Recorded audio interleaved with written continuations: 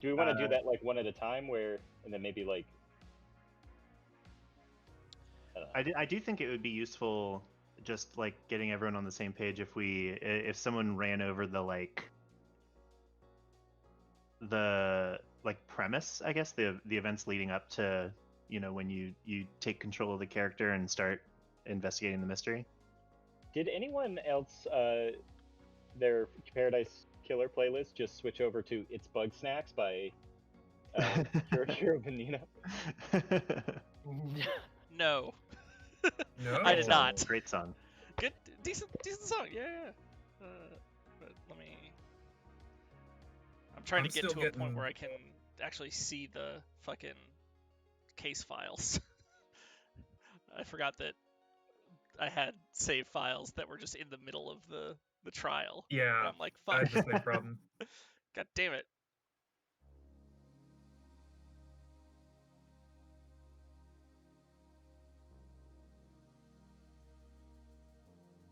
Yes.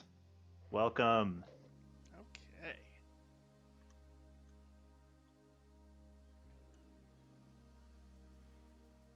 So you wanted us to talk about the beginning? Well, yeah, okay. Sure.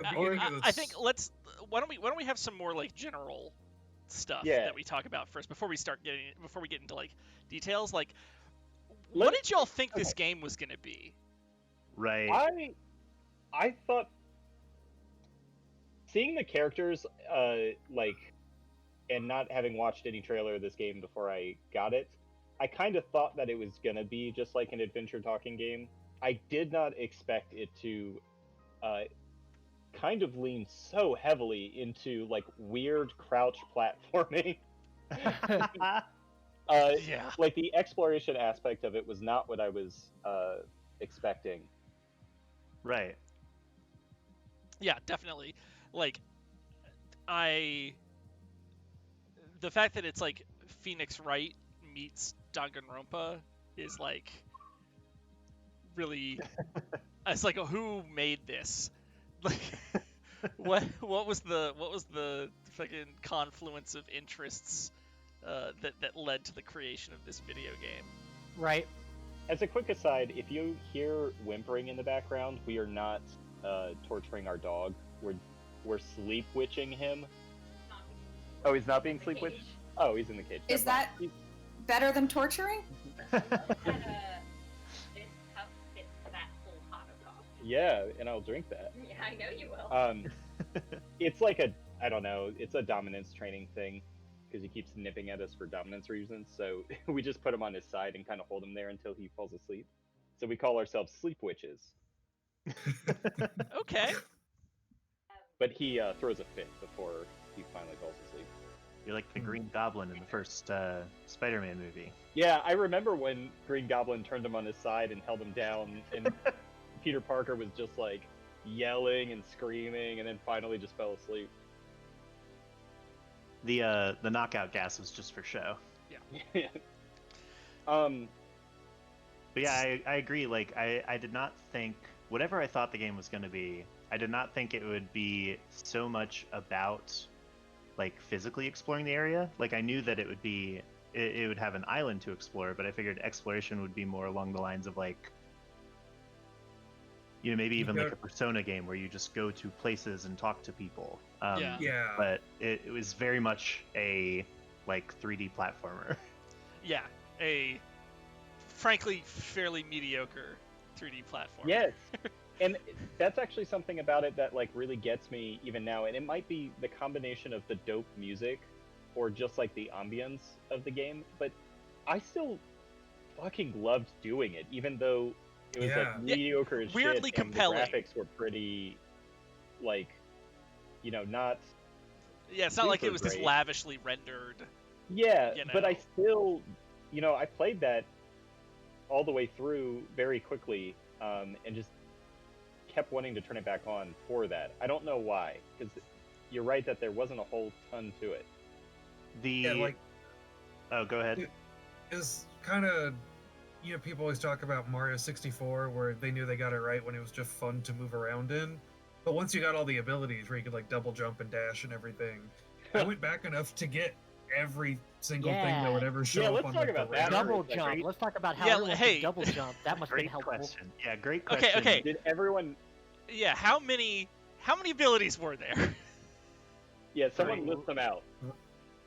3, Double right? jump, air dash, and wasn't the like radar thing an ability? Yeah, Yes. in the radar. Yeah. Yeah, Yeah. so there were 3. I did not get the double jump. I got 2 of the 3. I did not get the dash. Me I neither. I didn't get the dash either. I didn't Yeah. know it existed. I got the same. dash probably an hour before I beat the game. I heard people talking about the double jump, and I assumed the dash, which I did have, was the double jump. I was like, oh yeah, this is kind of like a double jump. It's a weird way to put it, but like, I guess I can see that. No idea there was a double jump until I talked to y'all. I just remember that me, Ben, and Jay had this moment at the end of one of our like game night hangouts or something, where it was literally like one of us was like, "Wait, there's a meditation? I only got the double jump and the dash," and then the other person was like, "Wait, there's a dash? Wait, there's a double jump? Wait, there's a double jump?" We all missed one of them, right? 'Cause I didn't Each have one the of us double missed jump. Yeah, The it other was had like the a dash, different and Ben one didn't have for the each of us. meditation, right? I got meditation first. It was the okay. dash that I was missing. I can't believe I that you was- sold I the was also meditation missing to that. buy me a double jump. But I sold my dash to buy you a meditation.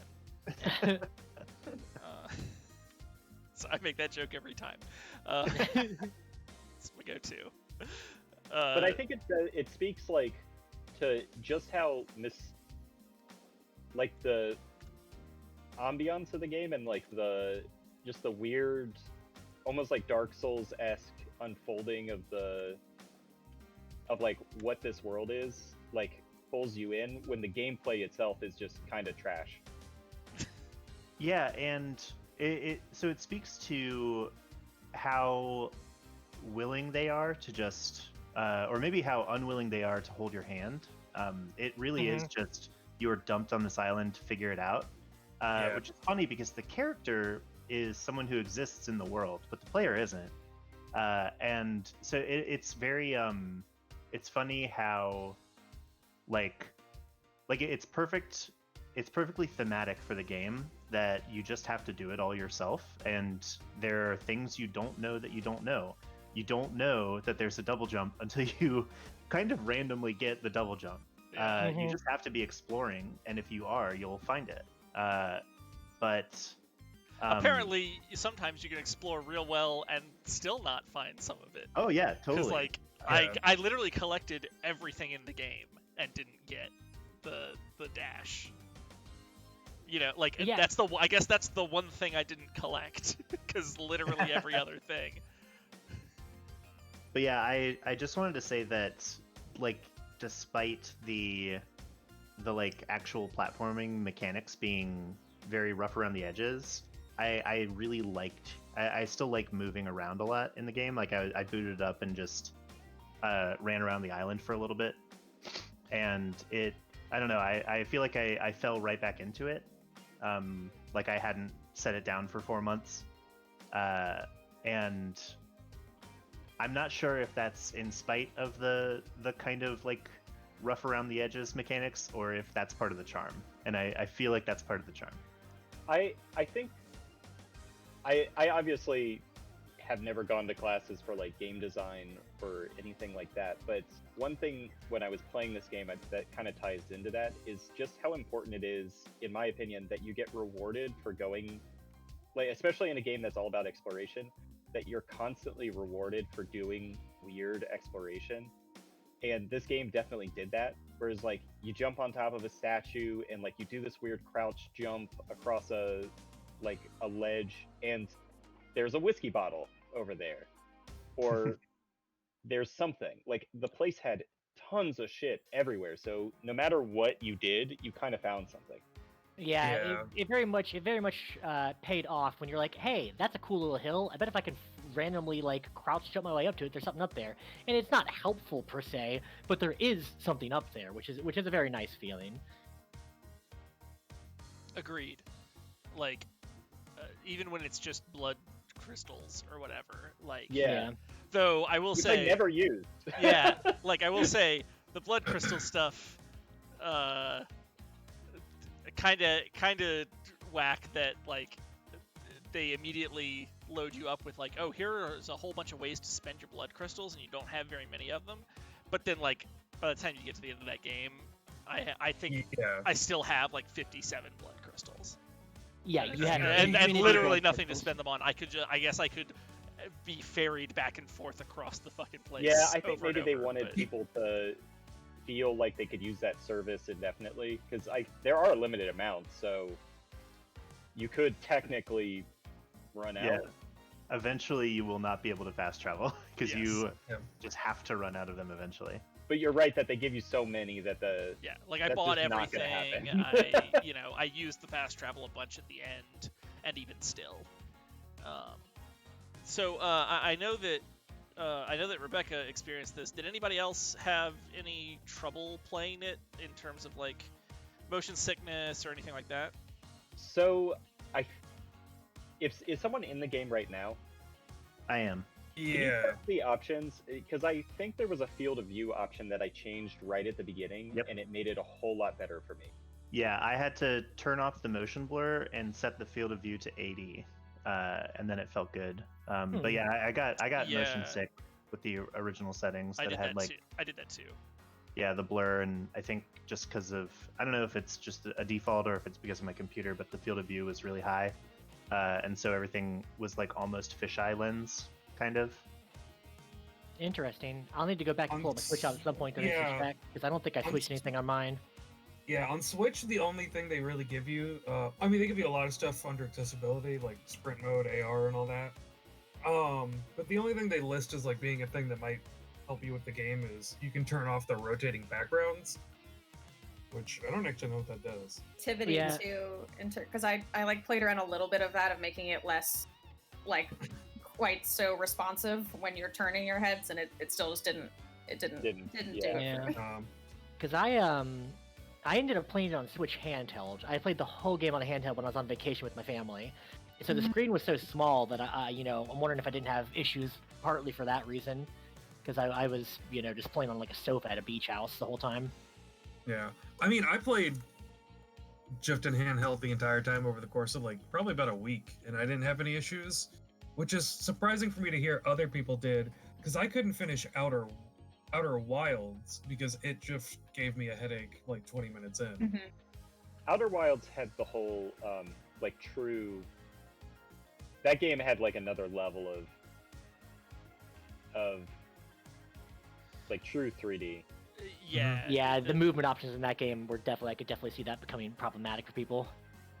Well, the weird thing for me in that one was like, it wasn't even when I got in the ship. It's like I'd be on the ground walking around doing stuff and I'd get a headache. Yeah. Having an entire planet fall away underneath you was definitely jarring. Yeah, but no, so I didn't have any issues with Paradise Killer, although like I definitely thought the visuals were weird.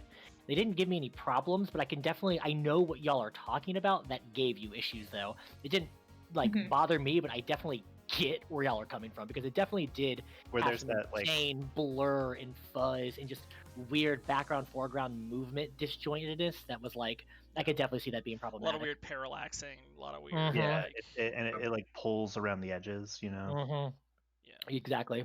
I don't know where else to fit this in, but people were talking about how much like the like length of time that they spent on the game. I basically played through this in one sitting. Oh wow! I really played it for maybe like an hour and a half. When I first booted it up, figured out basically just got situated and then put it down. And then the next time I played it until the trial ended, which was about 17 hours. Oh wow! Okay, so you played it from dawn to dusk. Did you except actually dawn to like midnight? I played it from like dusk till dawn. Yeah, what was everybody's final playtime on the game? How long did it take them to go through it? Mine had to. I don't have it up in front of me, but it had to have been at least like 15, mine was 17 hours. I think I was 16. Yeah, mine was 18. Yeah, mine says 15 hours or more. That's the way Switch works. Yeah, I did. I think it's what mine said too, right? Actually, you could probably look at mine if you're friends with me on Switch. Oh yeah, on Switch. But yeah, I had 18-ish. So about the same. Yeah, I think everybody. Because, like, yeah, there's a finite amount of stuff to do, and if all of us did a completionist run, like, then that doesn't super surprise me. Except for did anyone end not having meditation? No. No, I didn't. Okay, meditation helped greatly. Does that change it? Sorry? Does that change something? Oh no, I just mean like if you don't have the meditation thing, if you're doing a completionist play, like it would take you a billion years. I would still be playing it if that was the case. Totally. Now I definitely didn't pick up all of the like. I think I got all of the whiskeys, but I did not pick up all the just like random items. Right. Which there's not like necessarily a reason to do that, but I did make sure that I got the info on all the islands because I was very interested in that. Yeah. Like reading about each of the previous islands. I do have. I picked up. Go ahead. I picked up everything that would show up on the meditation. Yep. Because I didn't know if it would be blood crystals or something useful. Well, luckily, almost none of it's ever useful, so there's that. Yeah. I still had so many things floating around the map by the time I was done with that game, but I knew I had all the evidence I needed, so I called it there. Yeah. I did not get all the evidence that I needed. Oh, wow. Ooh. But I also got to a point where there was literally nothing else to do with regards to solving the mystery. I'm wondering if me and you hit the same point, Daniel, because I was also about to call, like, I was missing something, I knew I was missing something, but I could not find it. And I was like, you know what, I'm pretty sure I know who did this anyway, I feel comfortable pulling the trigger, I'm going to do this anyway. And then I went to go talk to one last person, and I randomly stumbled across the last thing I was missing. Completely happenstance. I'm talking 10 minutes before I was about to, like, call it. I randomly found the last thing I've been looking for like 4 hours. Does this have to do with breaking some ground? Yes. No, not for me. That's where I got stuck too. That's really it took me long to. I mean, I found the patch early in the game, and it took me so long to get the gauntlets to. Yeah. Well, mine was the thing. I found the patch early. I found the gauntlets early, but I found the gauntlets right after I found the patch. I never thought to go back, and I just accidentally stumbled across it and like, oh, I totally forgot about this thing. You got that obviously opens up quite a bit. Well, early is the wrong term, but like by the time I got them, that thing was no longer fresh in my brain. I see. Yeah, no, mine was that. Wait, I have it in my case file right here, actually. Yeah, I got to a point where I needed to talk to the doctor guy. Dr. Doom Jazz. Yeah, I needed to talk to Doom Jazz about some evidence that I had collected, and his like dialogue tree was completely spent. So it just stayed in my like case file thing as being like interesting. Here's the next thing that you should investigate, but it was literally not investigatable. Do you remember what you were supposed to be talking to him about? Yeah, it's let's see. Potential leads. I've got a photo of Grace bloodlines from her crime scene examination. I need a medical opinion on it. Interesting. And it's not just Doom Jazz who's like dialogue tree was spent. It was literally every character. There's no action that I could take to advance this lead, at least that I could find. And that you did all the friend stuff too, right? Yep. Like you hung out with all the buddies. Yeah, I suspect that that's actually what caused this. Is that I maxed out his friendship before this, and then he just didn't want to talk to me anymore. Classic. Classic Doom Jazz. Classic Doom Jazz. Yeah. Also classic, like being friends with somebody once you've really maxed out your social link, they don't want to talk to you anymore. But yeah, so I don't know. I was in a weird spot going into the like final investigation. I definitely did not get all the evidence that I wanted to get. And to that point, I don't think I know 100% the truth of what happened. Or is that knowable? Who knows? I think it is. I think it's knowable. It's knowable.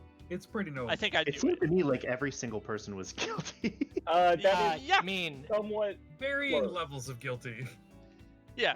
So okay, well, before we get into that though, let's because like we should save the moments Main of course. truth for the end. For the ending, of course.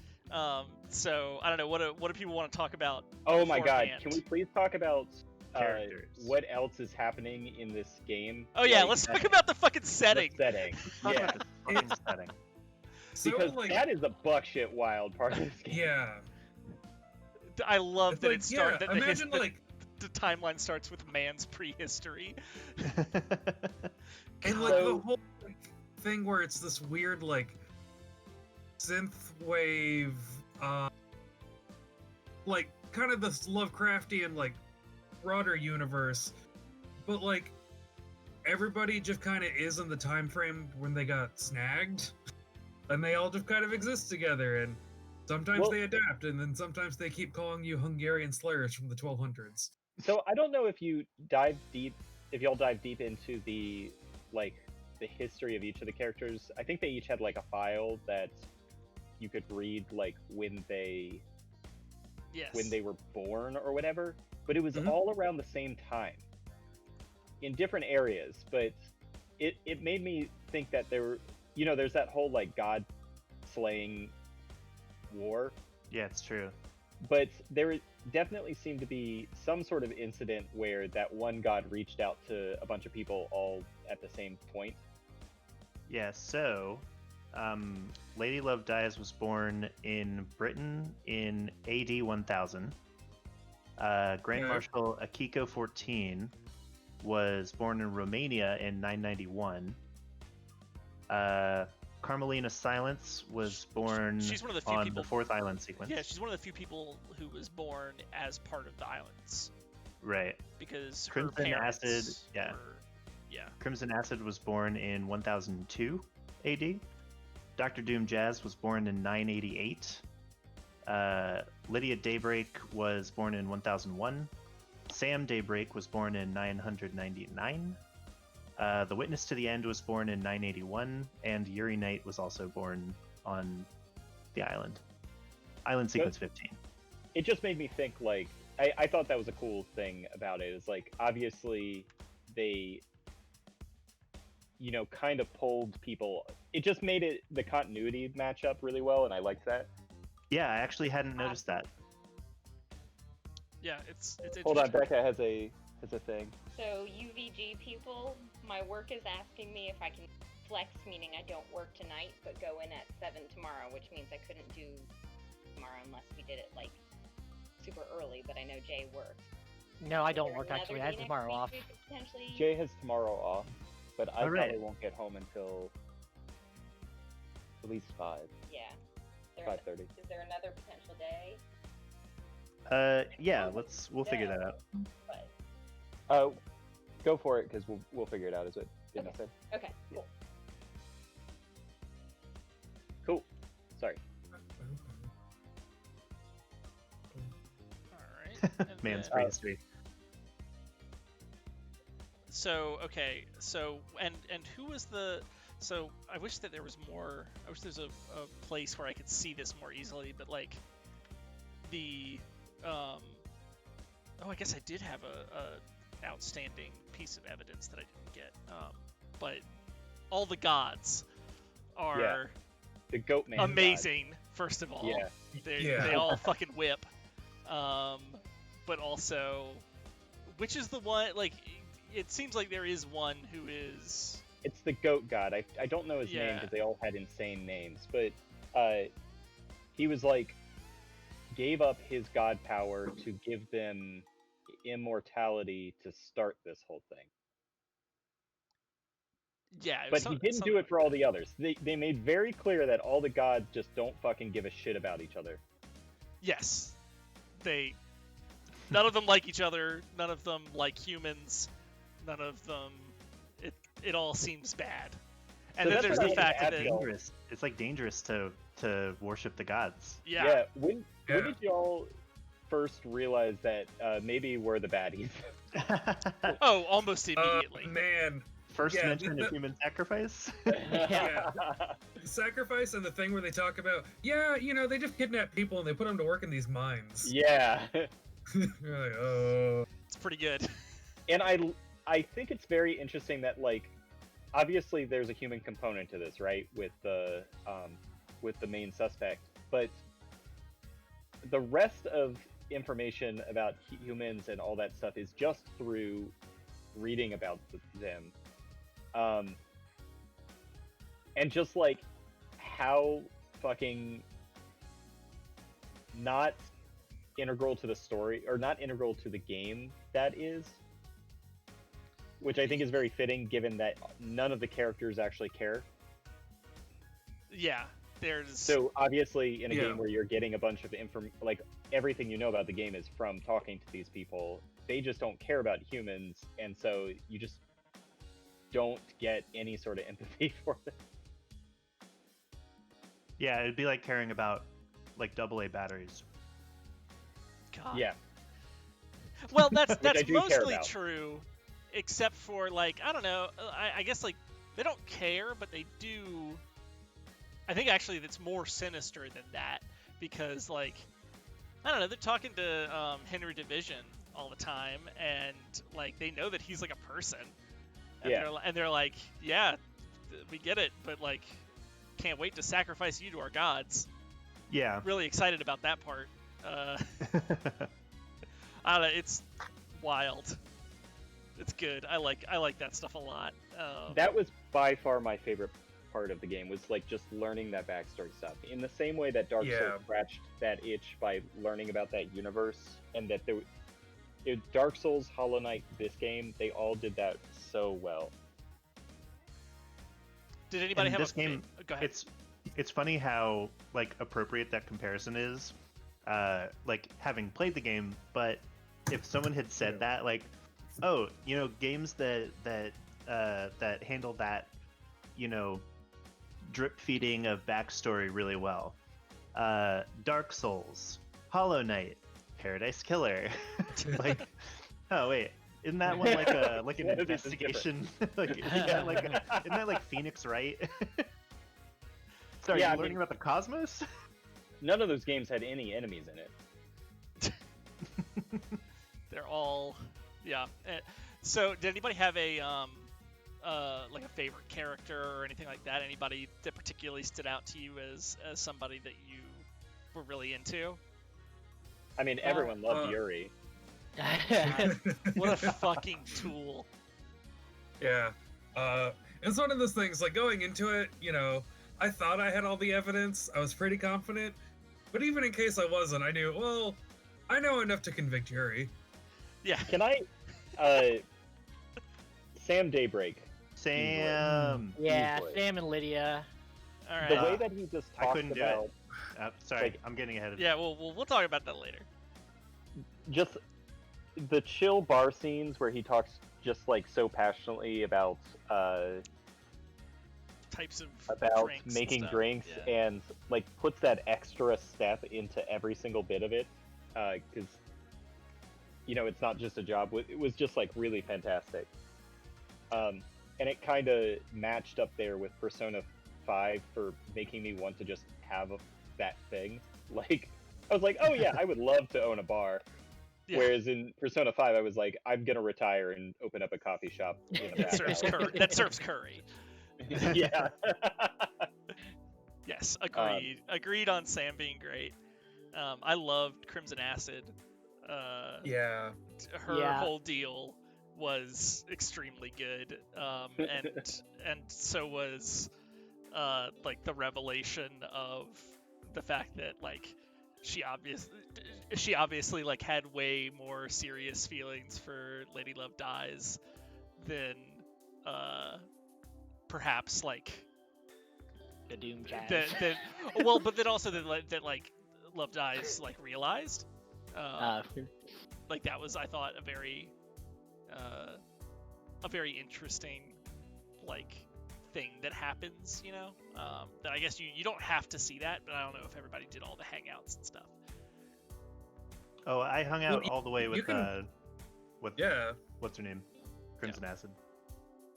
Yeah, because you can. Did I misremember? You essentially like hook up with her, right? You can. You can. Okay, yeah. And you can also sort of say like, hey, maybe like in the next island, let's let's see how things go, you know? Because, you know, it's interesting to remember that, like, Love Dies has, I guess, ex-husband. I don't know if they actually got divorced, or if they're just estranged fully, but, I don't know. What's up with that? Like, what's going on Island 25? Right. Yeah, how did y'all feel about Love Die's, like, why Love Die is where she is? Like, the idea of that. Like, what was it called? Fuck. She got, like, corrupted by that. She was seduced by a god. Yeah, they had a name for Damned it. Harmony. Damned Harmony.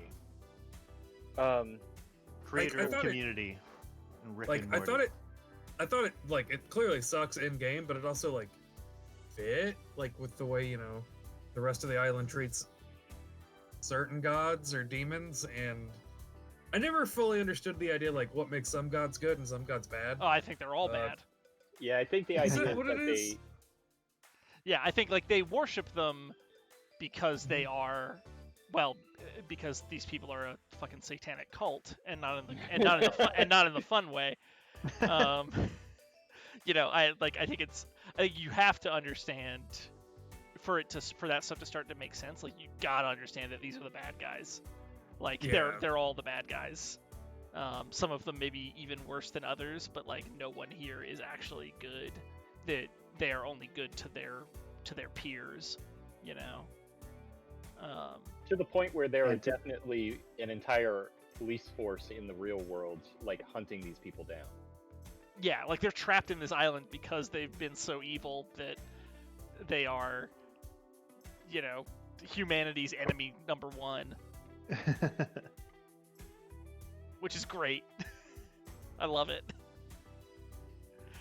Anybody else have, like, a particular character that they fell for? Just to change it up a bit, I actually really, for probably, like, different reasons than we actually like characters, I really liked Witness to the end, and mostly because I really enjoyed seeing the religious zealot. Like, I loved seeing the guy who was, like, 100% sold onto, like, the holiness of his job.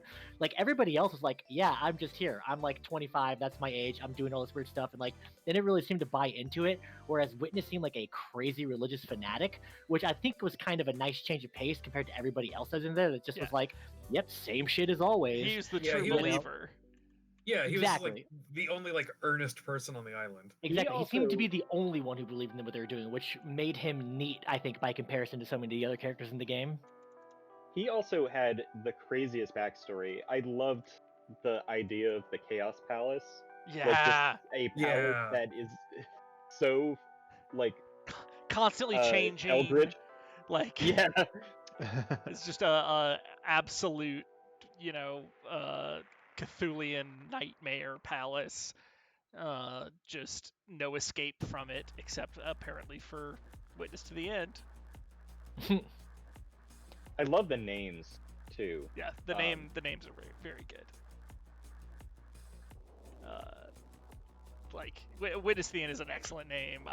Dr. Doom Jazz is, I think, the best name. I could hear that robotic voice go, Dr. Doom Jazz. I could hear that just on repeat for the rest of my life and probably be happy. It's very good. Big fan of the name Dr. Doom Jazz. I don't know. Anything before we start getting into, like, plot shit? Anything else, like, anybody want to call out as, like, particularly cool or stuff that they liked? Well, can we do music for a second? I might have missed that because there's everything playing. What is everyone's favorite track? I think I gotta go, like, the main one. Like, it's just so good. Do you like it with the lyrics or without the lyrics?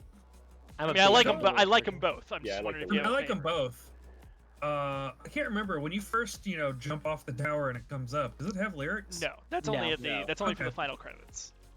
Okay, yeah, I didn't think it had lyrics, but yeah, that's the one that, like, comes to, like, that is kind of what sold me on it. You know, you jump off the tower, the music comes up, and then you're in this world. That was a really good intro. IMO. Yeah.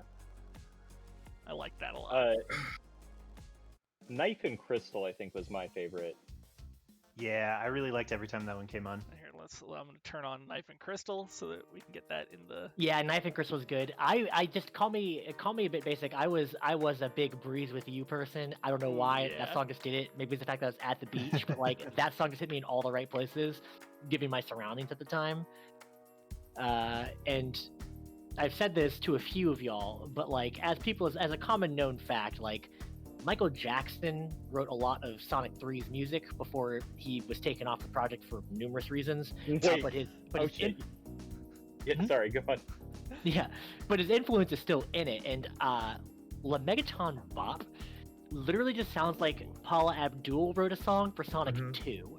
It's just that is the most J-ass specific ass. Like, I'll request you play it after Knife and Crystal, but like just listen to the first 30 seconds ago, it doesn't sound like fucking Paula Abdul wrote a song for the Sega Genesis. All right, yeah. So Knife and Crystal whips. We'll hit Breeze with You real quick just to give everybody the feeling of like what that was, which I think like this is the one that I'm most like. Yeah, this sounds like one of my vaporwave playlists. Yes. Yeah, this song is like one of the first 4 you get too, so you hear it a fuck ton in the beginning of the game. Like this definitely sounds like it was made by, fucking Elite Luxury or something like that. One of those like vaporwave artists. It's extremely good. All right, Megaton Bop. Oh my God, you're right. Yeah. Holy shit. Holy shit. Yeah, that's Paula Abdul did a Sonic 2 song. Yeah. Jesus. Damn, dog. Wow. The first time I thought, I was like, this sounds like Paula Abdul and Sonic. And it's like, yeah, okay, I guess it's kind of go together. Oh, yeah, wow. Oh, yeah, I could listen to this a lot. Oh, shit. There was one other thing I wanted to talk about before we got into the main investigation. Does anybody else have the whiskey? Oh, sorry. Does anybody else have music thoughts before we get into it? I think I liked. I remember liking Midori Eyes a lot. Yeah. Good one. Yeah, but it's very. I mean, to be fair, they're all pretty good. Like there's a lot of good shit. Was nice whenever it came on. Yep, Sunset song was nice. There's a lot of good stuff in here. That I don't know. Now that I'm listening, because it's been a few months. Now that I'm listening to all of them again, I'm like, oh shit, that was actually very effective. Oh wait, I have a question. Yeah. Is it music related? It's not music related, but it's also not. It's before the plot. Okay, well, Ben had a thing about the whiskey that he wanted to talk about. Ben. Yeah. Whiskey. Oh, I just wanted to get y'all's opinion on, like, a lot of the story is very oblique, but you can follow it if you really pay attention. The whiskey scenes, I could not follow at all, and I wanted to see if anyone was able to really put those together. Okay. Not really. I kind of assume, like, this is my interpretation, an assumption on it, is that the guy in the bar was maybe her ex-husband on the new island? That is correct. Okay. Oh, that is correct. Yeah, that is definitely correct. Awesome. Because at one point they talk about what his job is, and it's because his job is going out and kidnapping people, like he is one of the people who does that. He's like the head of doing that, and that is listed in his like bio. As the person who does that. And what was his name? Isaiah Bullitt. Yeah. Procures conditions and distributes citizens on the island.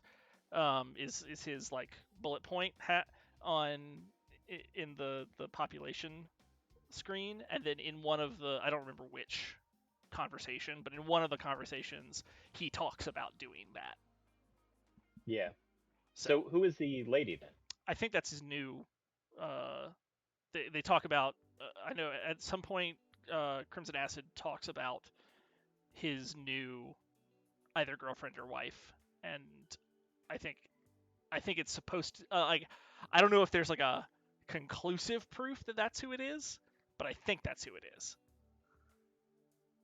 Because he got remarried or whatever. Well, because I think I remember one of the things is he talks about, like her and the island in the past, and I feel like it's kind of like pushing you to at least assume, But also, God, it's been. I think it was 2 or 3 months since I played Nicolina that. Rose, maybe. I think is her. Sure.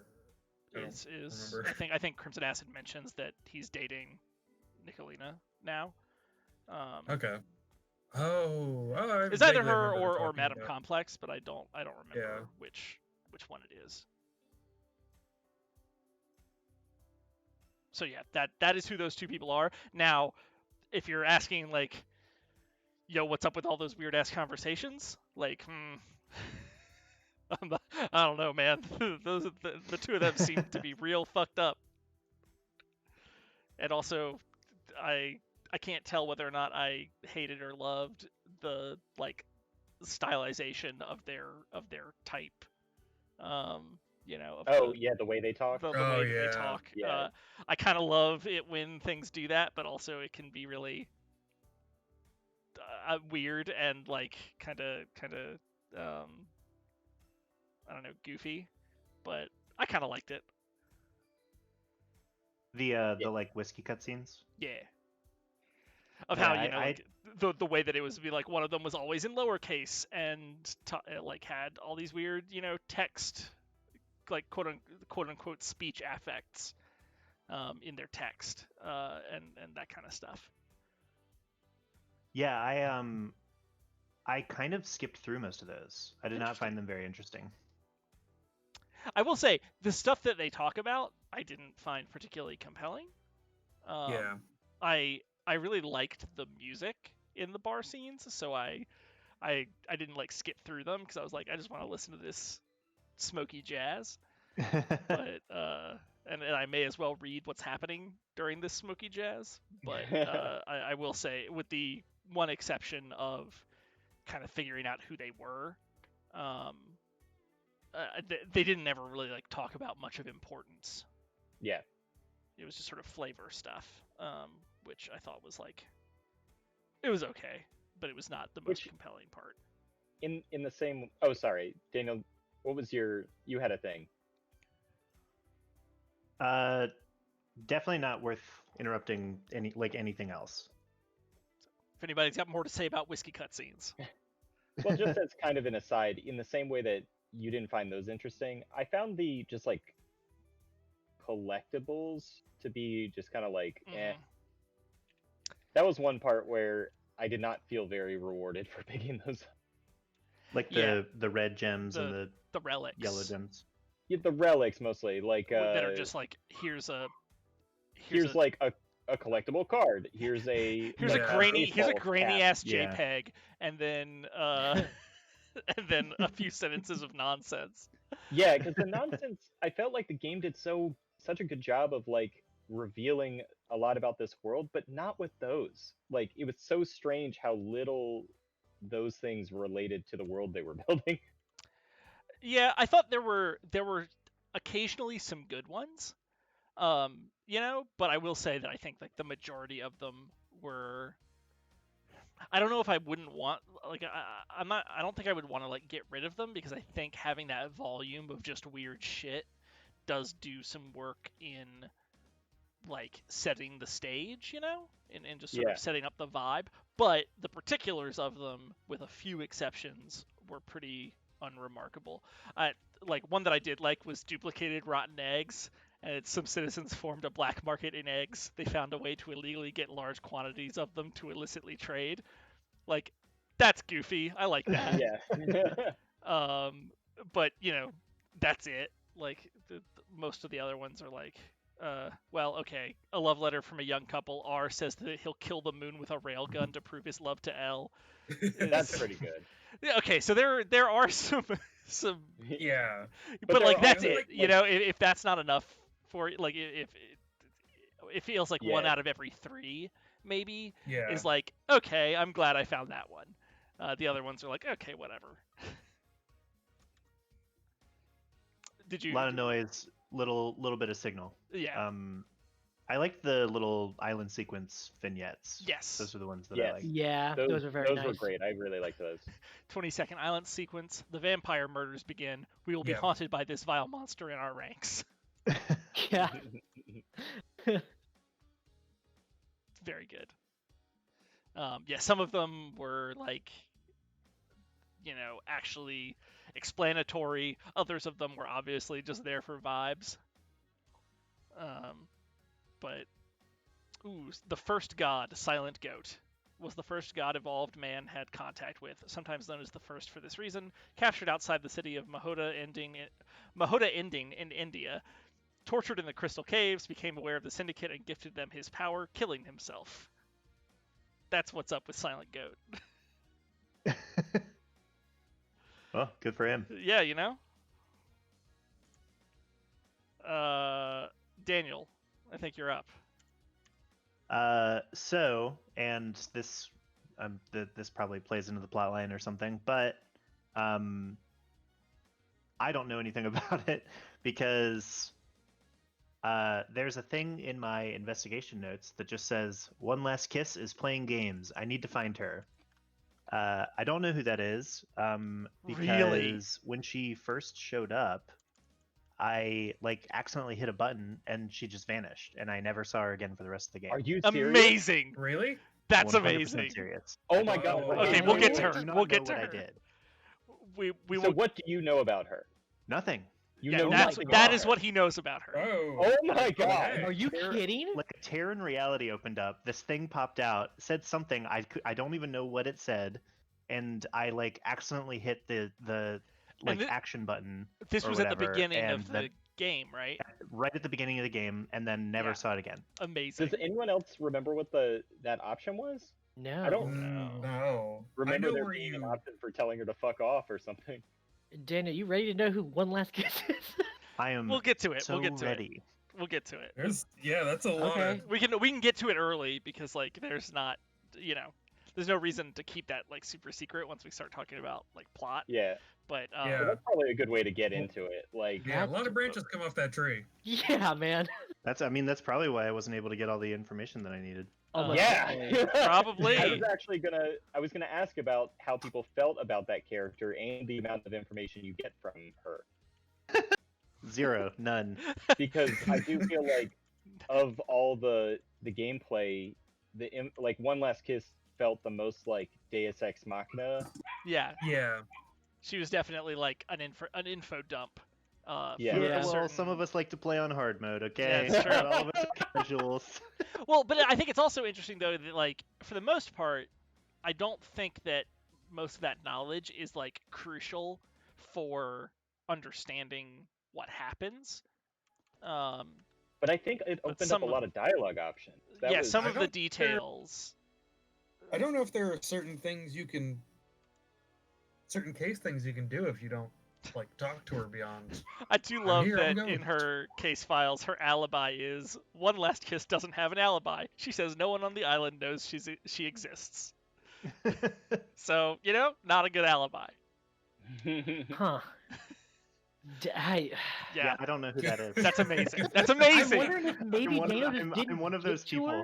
her. She is hidden kind of away at the top of the. You have to, I mean, you gotta go have through to there, go though. No, you have to there. walk past her to get to the fucking cave where the guy is, with the Yeah. punching gauntlets. Oh, she's You have to walk past her to definitely- get there.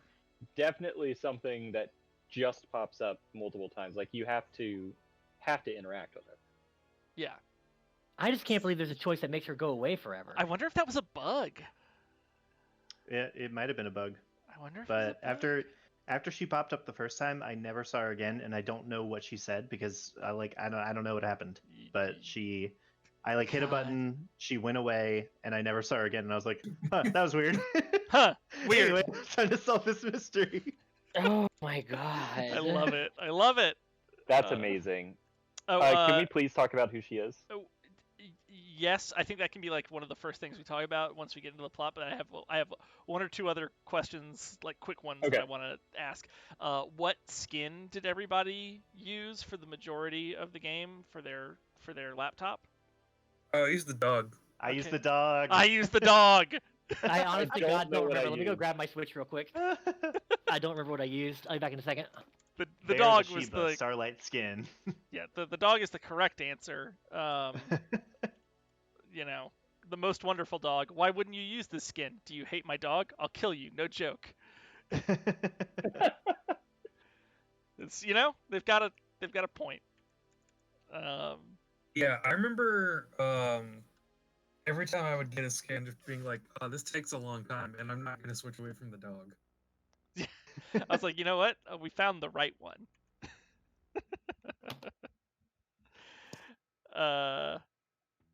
Okay. I think that's it in terms of like stage setting. I think we're waiting on Jay. Oh yeah, so waiting on me. Oh, yeah, I don't know. We were seeing what your skin was. Yeah, sorry.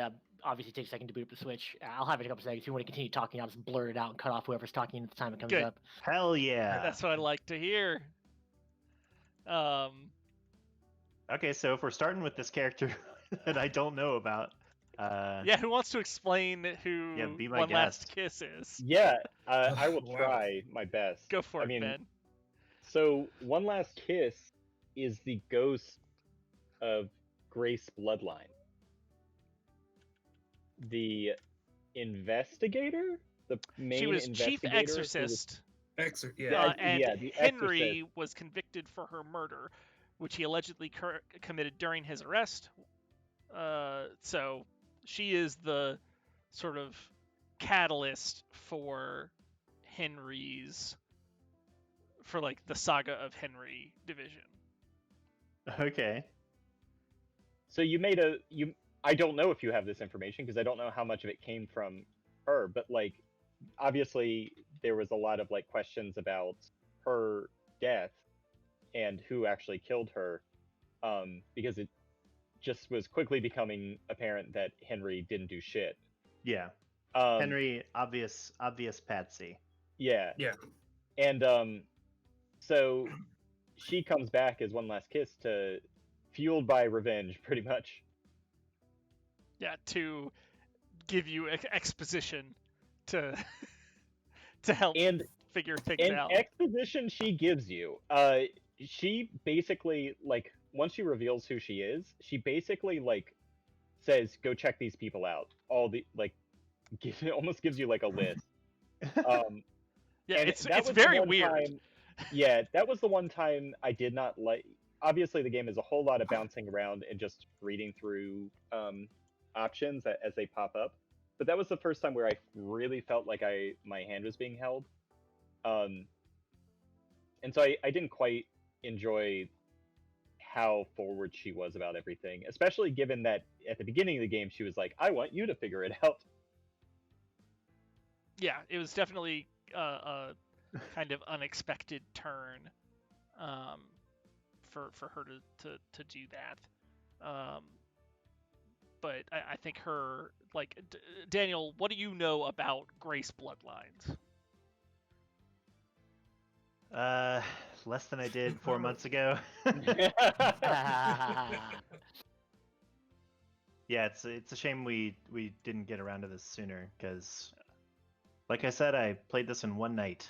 Yeah. I mean, if you go to Crimes and under the Murder of Grace Bloodlines, there's a bunch of shit there. But maybe I don't. Yeah, or there is for me. I don't have the Murder of Grace. Are you serious? Oh, okay. Hey, hold on, Whoa. Daniel, you run us through the plot of this. Yeah, you get to tell us what the plot of Yes. Paradise Killer is. Let me tell you what happened in Paradise Killer. Yes. Okay. How do you want to do this? I don't know. I don't know. What the fuck? Oh my god, this game. Hey, well, I'm excited to play this game a second time. Jesus. Give me 1 second. Yeah, while I certainly Bay don't tells mean us this which, as a oh like no, I teacher think it's catching the person who didn't do their yeah. homework. It's more of like it's so interesting that you don't have all the information, and Yeah. so I want to see. I want to see like, what the differences are of Yeah. like. Yeah, we're getting the book report of someone that halfway through their book they got a misprint that's just a different book. Yeah, that. It's missing a chapter in the middle, and it's just like just weird enough that you're like, okay, well, I mean, that was kind of a weird scene shift, but I guess that's that makes sense. Yeah, It's, this not is weirder than why I anything else. didn't remember my answer. I just used one of the ones you basically got at the beginning, the symbol of the Secretary Starlight skin. Boo. Boo. Yeah, sorry, I just didn't bother with that when I was playing the game. Apparently, Shame you get a dog, Jay. I do have the dog one. I just never put it on. Mysterious carp. Which I'm objectively wrong. I'm objectively wrong with that. Mysterious carp starlight skin. Carps were created by an alien race, and the patterns on their scales can be translated into an esoteric language if you have the correct cipher. It's just fish.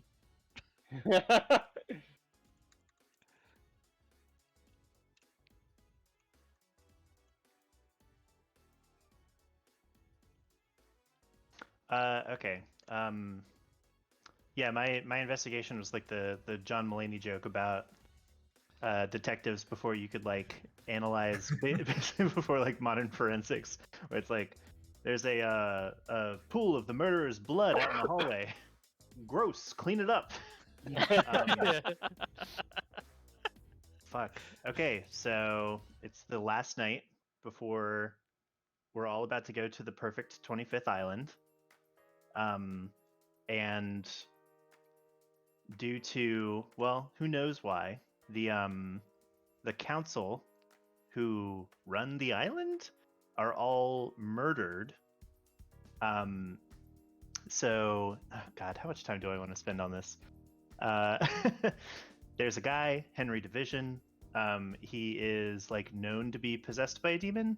Yes, he is possessed by a demon. No two ways knows. about it. Yeah, like that's what his claim to fame is, demon possession. Because no one knows who killed Grace Bloodlines. Yeah. No, I'm just kidding. So the story that you're told is that while he was being like escorted or something, he got out of Grand Marshal Akiko's. He like slipped out of her, her guard's hands or something, and then like broke the first seal, drank a bunch of blood. I don't know. It's also like on its face stupid. I guess like if you don't want to go through the entire thing, who killed the council is probably like the best way to like to summarize what you may or may not know. Well, that's So, a complicated question. Yeah, I know that there's a big ass demon got in there, but also so did Dainonagate. And so I think because the council were all killed with like a knife, but the demon was shot, I think. Demon was shot, yeah. And the demon did have extremely sharp knife-like claws. Yeah, but Dainonagate also had a knife. Yep. And so didn't Henry Division also have a knife? Henry Division had a knife that was like hella planted on him. Yeah, it's Akiko's knife. Yeah, it's Akiko's knife, but like the blade was too rugged or something. Yeah. Or maybe the blade was too not rugged. Yeah. Anyway, the blade didn't match the wounds. It didn't match but the that's wounds like the first thing you learn. on the guards outside. Because so he was found outside with the guards that he had killed. Quote right. unquote. Yeah. But yes, his knife did not match their wounds. And he had like weird memories of like seeing a statue that he could have only seen if he was like let through the prison, or something. And he did have the blood of all the council victims in his stomach. Yeah, so that's what I meant by he drank a bunch of blood. Yeah. Great, love completely, it. Yeah. But yeah, so it was Carmelina and the Witness were working on like the demon thing in the underground demonology lab, right? Yep. Yeah. So they crammed it into a crate that that Lydia and Sam drove up to the like entry point in their interdimensional car. Yeah. And it was like, so the crate was like carried in by a council member, which maybe, or not necessarily a council member, but someone with their blood, which maybe Henry qualified for, because he is Aiz Kiwami's son. Yes. That is true. Am I right about that? You are He correct about is. Oh, you know what? I actually wrote down notes on my final judgment before I went into the trial. Okay. Carmelina spent a year in solitude, during which time she and Aiz Kiwami had an illegitimate child, Dainonagate. She raised Dainonagate in secret in an extra-dimensional hallway she built into the island using her abilities as an architect. She trained him to be a killer, fused him with god flesh so that he could break the fourth seal, and sent him to kill the council. Was my judgment on that. And then Witness, I wrote, Witness has spent years in frustration as the Syndicate failed to further the resurrection of the gods. He felt Montserrat spent too much time trying to perfect islands and not enough effort on the gods. He also became obsessed with demons, their corruption of the island, and knowing his enemy. He trapped a demon, luring it with god flesh in the Trist bunker made by Carmelina, and studied Trist bunker is a good name for that. I like that. I called it the Trist bunker. Eventually sealing it in a crate, which he had transported to the council chamber, and triggered it opening remotely with his phone. Yep. So I think my ultimate conclusion was that pretty much everyone was guilty to some extent, but that Carmelina and Witness were the primary ones. Yeah. I think that's that's really interesting, because you got all that without any of the exposition from One Last Kiss. So maybe there really is like a hard mode in this game where like you can still reach, like, get all the clues you need to figure it out. Yeah, because I mean the big thing that One Last Kiss gives you is just the knowledge that some people's stories don't really add up, but you can get those parts without her. Yeah, Like, I mean, I figured that people's stories weren't adding up, but so the thing is, those were my conclusions that I wrote down before I went into the final trial. Unfortunately, at the trial, because I didn't have all of the evidence that I needed, I actually couldn't. I think either something completely ridiculous happened, where like either the demon or Dainonagate walked free. I could not convince one of them. Amazing. They're like covered in blood and like admitting to the crime, and I'm like, don't have anything concrete. Just nothing I can do about this. Yeah, how do you? How else would you? Of course, the demon already very dead, so guess that one doesn't matter. Yeah, Donigate too. Okay, so enlighten me. You said it, like. Oh, cool. So I didn't miss anything. Probably not. I don't think you missed anything in the broad strokes, but Right. Yeah, there might be some like B, C plot things you might. So Yeah. the B plot stuff is just the murder of Grace Bloodlines, like, because what's her name was dirty with that too. Yeah, Carmelina. It comes out to be that Carmelina is the one that actually killed Grace Bloodlines. Yeah. And you can tell because of the fact that she has the wedding ring implant on the neck injury, which you get from Dr. Doom Jazz. Yeah, basically you kind of just entirely exonerate dude. I'm forgetting his name. Henry. There we go. Yeah. Okay, yeah, that's probably what it wanted me to do to get the medical opinion on the photo from the crime scene of Grace Bloodline's murder. But I could not do that for some reason. It's because you never met One Last Kiss. AKA Grace Bloodlines. Limigeddon Pop is another one that's really good. I'm listening to it now. Yes. That one also is good. Man. So yeah, like, hey, how do you even talk about something this like convoluted? Yeah, it's very I have a difficult. question. Can I ask a structural question? Yeah. Please.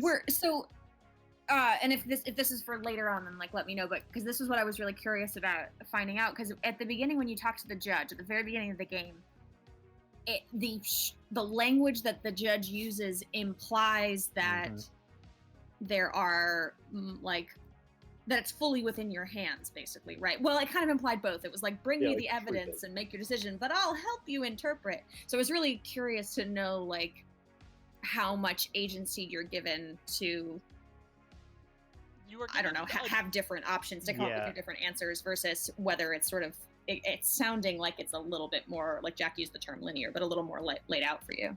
So that was going to be the next thing that I wanted to talk about was like the trial at the end. But I did want to ask from someone who did get like all of the evidence and was able to like, I don't know, I guess do everything. What did Dainonagate do? Oh, he I think he kill the demon? Some of the. Okay, so I knew, the demon both. Yeah, I knew they were both in there. Yeah. I just didn't know exactly who did what. It's just the main guy had a gun on him and shot the demon. Yeah, right. And then I think Dainonagate came in and finished the job. And so if you had never found that like, you know, patch of dirt and Dainonagate, then you would have been maybe stumped at like how everyone died despite the demon being shot in the head. Yes. And how Dainonagate got into, because I don't think you would have found the pathways then. But you wouldn't even know about him. Right. Yeah, I guess at that point you'd be stuck thinking, God damn it, Witness to the End and Carmelina did everything. I don't know if Carmelina was part of that, actually. You'd be stuck kind of thinking... Yeah, Carmelina kind of stuck thinking Witness to the End got the demon in there, and I can't remember if Carmelina was a part of that or not. Yeah, she and Witness worked on the demonology. Okay, yeah, thing. That's what I thought, but it's kind of confusing that. And it's weird that the conclusion, it's weird that that's not like Dainonagate isn't like a vital piece of information to get Carmelina implicated. She's it's just extra. Yeah, there are multiple conspiracy plots happening simultaneously. Yeah. To kind of go back to Rebecca's question though, about how linear it is, despite having all the information and knowing exactly what happens and being pretty sure of it, you do still have the option of following through with what you think is right. Yeah. Well, also, so Judge is like, he gives you questions of like, who held the knife, or like whatever, stuff like that. And so you are answering these questions, and each of those questions, if somebody is like is credibly accused and convicted of whatever he is asking you, then that person is sentenced to death. And when Jack says like credibly convicted or whatever, what that means mechanically is that you have found a piece of evidence in the game, and your like handheld pocket computer has linked it to them. Yeah. Because you can have evidence that's just kind of like free floating because you haven't like found enough of the connective tissue. To connect it. Yeah. So the alibi breakers are really important. Yeah, and when you choose, like, because he'll be like, okay, who held the thing, and then who held the knife, and it'll come up with like, choose one of these like 7 people who could have possibly held the knife, and it'll except list you can't choose 5 of them if you haven't found some if you haven't hit some dialogue option that is like, I saw them. Yeah, it fondling displays like earlier. what pieces of evidence you have that support that conclusion, and you have to choose the one that you think is best supported by the evidence. Because like usually it'll be like, okay, well, 3 of these people have evidence listed against them, but only one of them is the one who did it. But you could choose any of them, and like maybe Judge would be convinced, maybe not, depending on how much evidence you have. So I guess that's the so I guess depending on what people chose as options, like is there because it sounds like everyone sort of reached a fairly, I'll use the term, objective conclusion of what happened. I mean, is there the option for you to choose Oh yeah. other alternative Yes. endings, and the judge will be like, sure, sounds good. We're all Yeah. gonna go He may not be like, yeah, sure, sounds good, but you can definitely like not accuse Carmelina. Yeah. And like, even though she's obviously the one who did it, you could accuse somebody else, and if you, depending on who you choose, like maybe there's someone else who you'd be like, okay, sure, I see that. Or he'd be like, that you do not have enough evidence to support this, so that person is vindicated. And I weird. Maybe... I guess because I know the way, I did it. I did the trial twice because I did one where I actually convicted everyone of the same thing, of what they actually did, and then I went back and I let the daybreaks off. Oh yeah, same. Same. That was probably the most relevant use of that. Is like your decision on, do you want to convict the daybreaks? Yeah. But also, if you don't convict the daybreaks, you can convict Yuri for it. Oh, you can hell convict Yuri yeah! for all of what they do. Good. Shoot Yuri twice. Shoot Yuri more. But yeah, so like the reason that this is important is because one of the things that I was told about the game before going into it was that you can like enter the final sequence at any time. Like you can, bring everyone to trial. You don't have to there isn't a linear plot, quote unquote, where once you get to a certain point, the trial begins. You could go in at the very beginning and just say, I guess it was Henry. But you won't have any evidence, and I frankly don't know what would happen. Well, you would have the Oh, if you said Henry, from Akiko and people like that, and like all of them are obviously flawed. But the judge is like, well, I guess this is all we got. Sure. Yeah. So it turned out that what I thought was true about the game was not true, which is that you can't solve the mystery by you, the player, solving it. The character in the game has to solve it. Yes.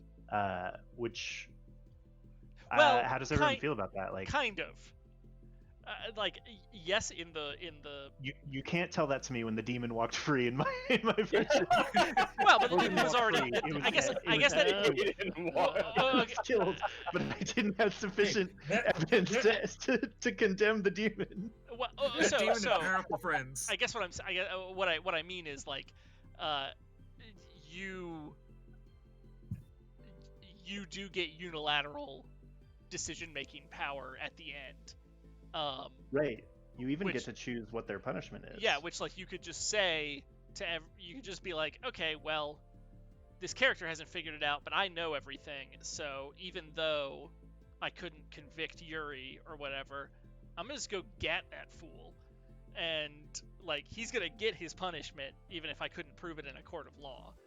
Are you sure the game lets you do that though? Because you need to be able to choose you need to be able to choose the evidence options. Once you pick that gun up, you can just go extrajudicially, aren't you? Yeah. Oh, with the gun. Okay, yeah, with that gun. Yeah, you can just go you can just look it up, you shoot can find them and then just shoot. Saying you can just tie up your loose ends. Yes. You've got a gun. You're as powerful as God. Yes. Okay. They both start with G's. What coincidence? I think not. Yeah. So yes, you're absolutely right, Daniel, in the sense that in order to convict people, you have to do it via via Lady Love Dies, getting the evidence and making those connections and spelling them out in court. If you, the player, are I couldn't quite get it, but I know that you're guilty as fuck, you can go take care of that afterwards if you want. I feel like the demon who Demon already got his though. Yeah, the demon. But in my in my playthrough, we were all just kind of shrugging in the courtroom, it seems like it did it, but we don't really we can't really prove that. Can't prove it, but also I guess it doesn't really matter at this point. It also doesn't matter because the punishment is gun. Yep. Well, or exile if you do it afterwards. But yes, in the courtroom. But they don't tell you that. Punishment is gun. Yeah. Wait, you can exile people? Oh yeah.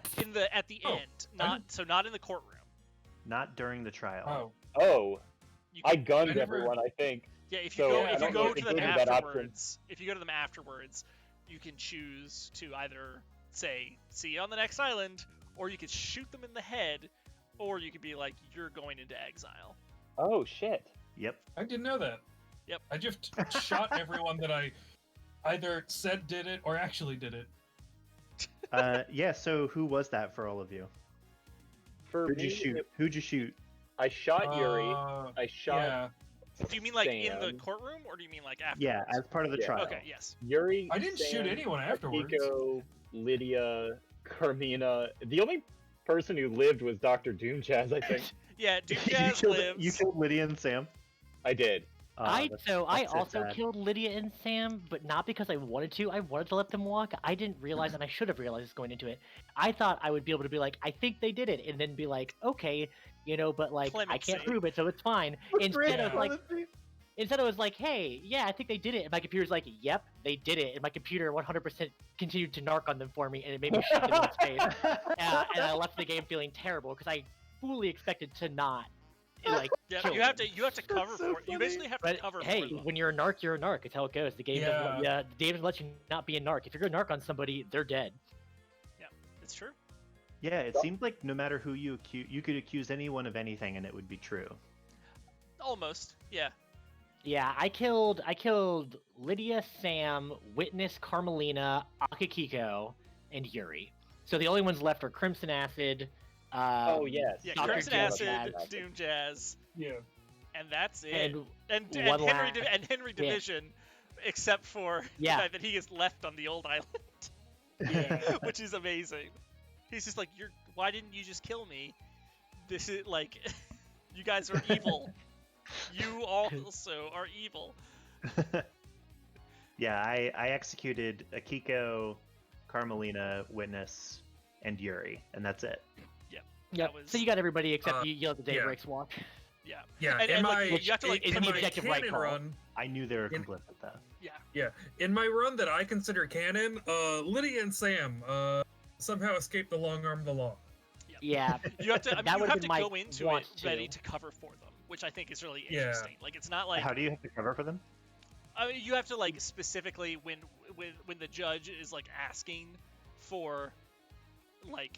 Yeah, you have to like say, for a couple of things that he's like asking questions about. That like you're like, no, I know that Lydia and Sam did this one, but I don't have it. No further evidence, Your Honor. So you have to lie. I missed that part in the summation. Great. I was just saying, what was the Daybreaks involvement? I missed that. So they were the ones. They delivered the demon. Yeah, they delivered the demon, and they did deliver the demon because they wanted to get out of the island. They were promised that they would be allowed to get out of the island cycle. Sam was the one who told people that if they put Godflesh on something, right? I know he helped with that. He helped with Godflesh for them. I don't remember if it was. Yeah, that's what it was. I don't Sam remember had something to do with the flesh. But yeah, he held it in his refrigerator, so could. But yeah, like found. Lydia drove and he. Held. He cooked. Okay. But yeah, so they were complicit in like the sort of second as you know they were fixers for, I guess, was it Carmelina? Yeah. She no, was they'd be fixers for the other one. For Witness. Yeah, that's because it's the demon.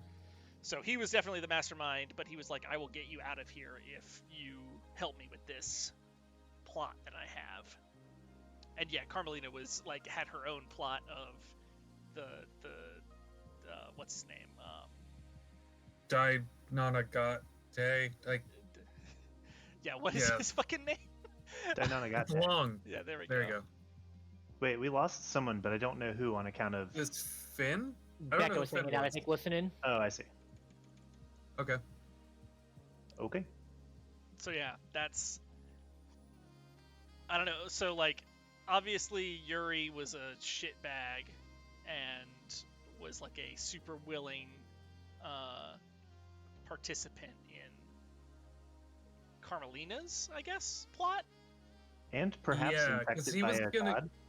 He was definitely seduced by a god. Yes. Yeah. I think they confirmed that at a certain point. Yeah. In the trial. But he's also, I mean, he's the one who gets. He's the one who gets Henry possessed by a demon from the get-go. Like he set that up from. Oh yeah, there's all that. 10 years from the past. 10 years, I think that's the timeline. How long since Henry had his whole thing? Yeah, so he's only feeding Henry the books, and that's like his plan has been in motion for a while because they're covering the tracks. Yeah, let's talk about Grace Bloodlines real quick. Yeah, go for it. Because so she was the victim of a cooperative plot between Akiko and Carmelina. And why did they want her dead? Does anybody remember specifically why they wanted Grace dead, or was it just they needed someone to die? Because she's the exorcist, I think she would have been able to tell the exact circumstances of how Henry got possessed. I think. She's the doctor that knows toxicology. She would know, how Henry got poisoned in this analogy. Right. Henry has no memory of killing Grace Bloodlines, but believes he did it. Did she know who Henry's actual parentage is? That I don't remember. Does anybody know? I don't remember that one. I don't either. Yeah, I think that one maybe is a little. I don't think that one has a whole lot of bearing on what happens, but. But I think are you? Man, I can't say this for sure, but I thought it had something to do with the fact that they needed Henry as a scapegoat, and that wouldn't have been able to happen if she exercised him. I don't think she knows Kwame or Kawase. I can't remember. Ais Kiwami. Then I can't remember. I don't think she knows his dad is a council member. But I think there's something about that. Somebody knew. It's essentially he being blackmailed. Yeah. Because Kiwami was visiting every now and then, and also he was paying somebody off for whatever. Money didn't seem like a thing in this world, but he was doing somebody a favor to get him to. Yeah, and then at some point he commits suicide, so he's dead well before all this. Right. Yeah. And he also, I think, he let spill some stuff to somebody. God, it's been so long. The Smith. It's the Smith, I'm pretty sure, which is why that guy had to die. HKX or. Yeah, Ring Dude. Yeah. KHX. Also, HKX is a very KHX is a very unsatisfying end to his story. Kind of overall. Yeah, that one, who actually was it? It was Yuri, right? Yeah, it's Yuri. Yeah, Yuri. Yuri kills him. And it was so obvious too, very early on. And Yuri is very funny in that he is clearly guilty and doesn't care. Yes. You kind of think it's a red herring, but it's not. It's just he's just a very obvious bad guy. Yeah. He's very obvious. He's bad at it. But I think that makes sense because he is doing all of this as a desperate attempt to revive his god who has seduced him. Right.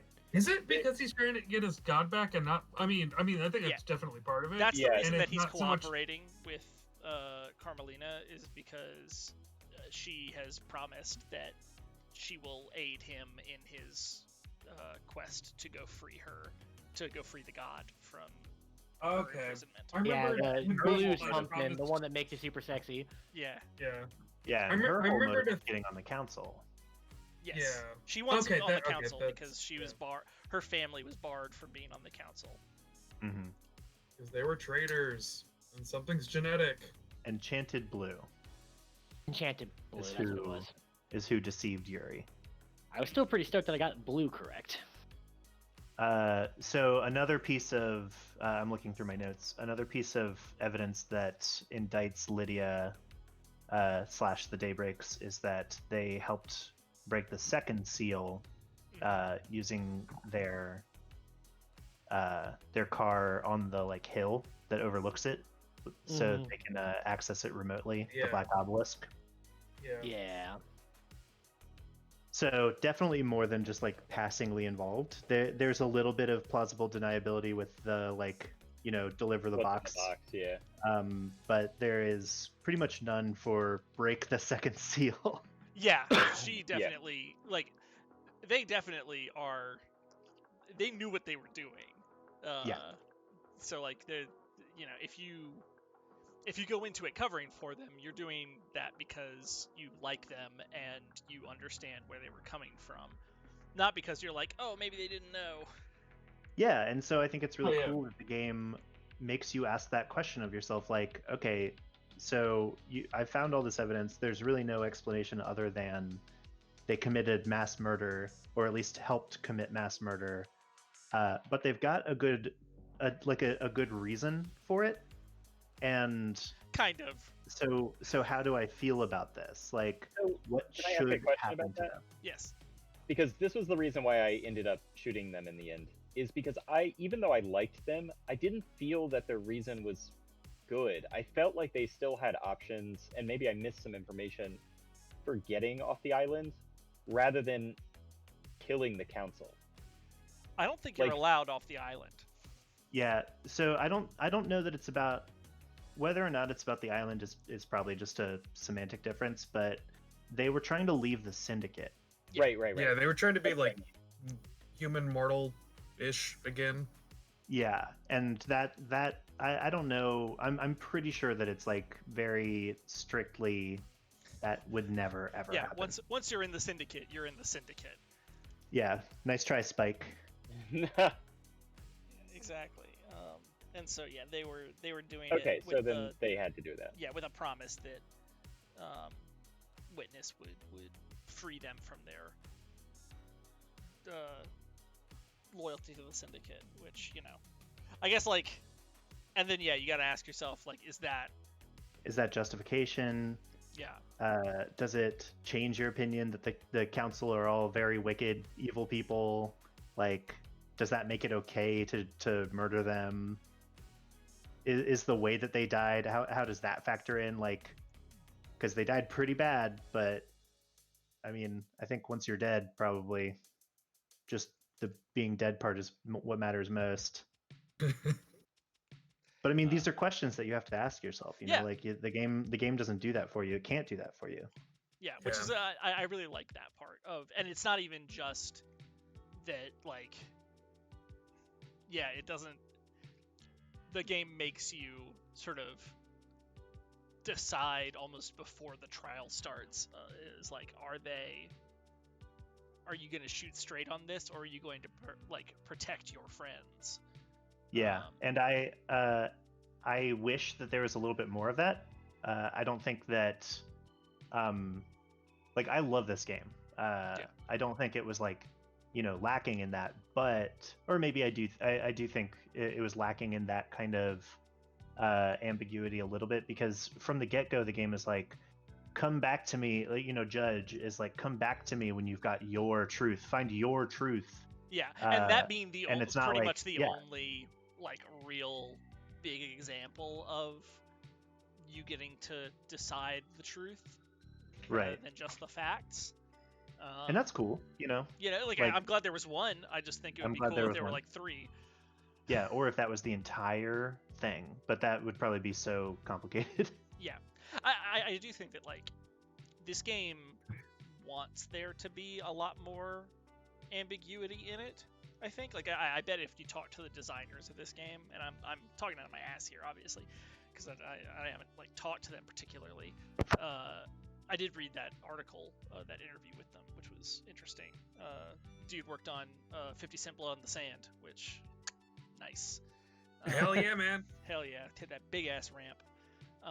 Hey yo, Fitty. Yo, Fitty. But I get the feeling that if if it was simpler to do so, they absolutely would have done that. Of like have more of a systemic and like multiple ending type thing.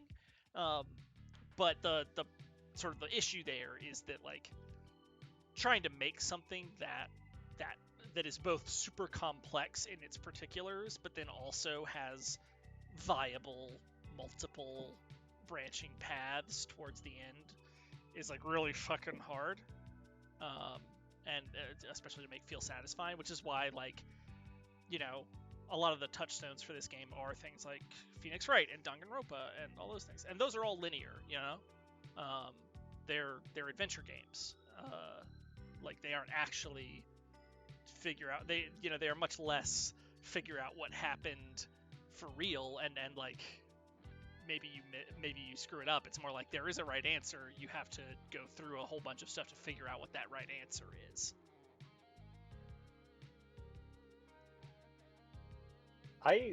How big is the studio that made this? Small. Do you know? It's like 4 people, at most. Yeah, it's definitely a very indie, very British crew that made this, which I think is, it's impressive for the amount of people that are in it that they managed to make something so cohesive. Yeah. I mean, I think like the game it's incredibly impressive.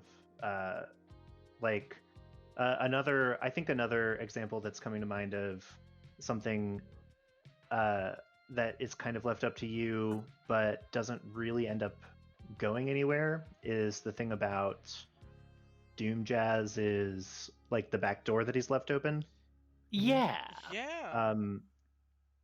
Yeah, it kind of seems like maybe they were going somewhere with that, because it is kind of an interesting question. It's another one of those things where it's like, he should not have had that security, that like flagrant like security flaw. Does that, like, to what extent does that implicate him? Same with the weird like remote transmitter that was gonna make Henry go crazy. Right. Like you could kind of implicate Crimson because she knew about that. Yeah. Like totally. There are definitely some ways where you could approach it where everyone had a hand in this, and you do really. I mean, obviously, there's characters like Yuri where it's like, okay, well, this dude just straight up killed some people. But there are ways. There is some flexibility to decide, like, based on where you sit on like that moral scale.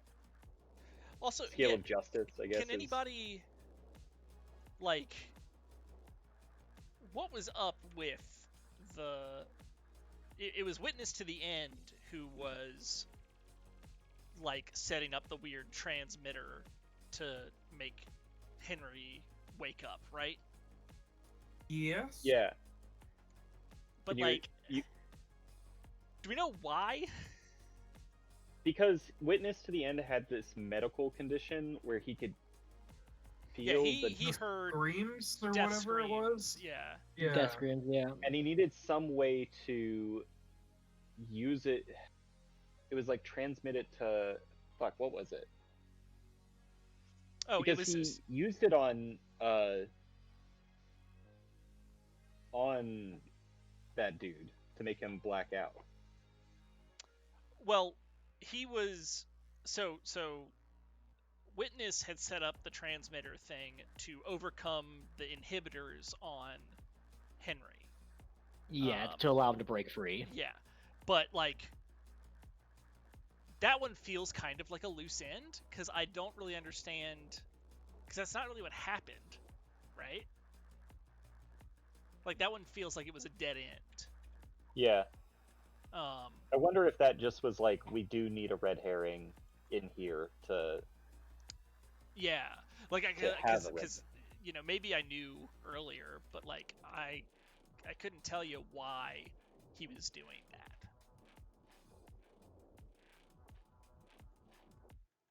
Yeah, I don't remember getting a whole lot of info about that anyway, or about. Interesting. Like, there was a reason for, I know I'm crossing wires on the like transmitter and also him having the cell phone record to open the box with the demon in it. And I'm trying to remember like more of the details.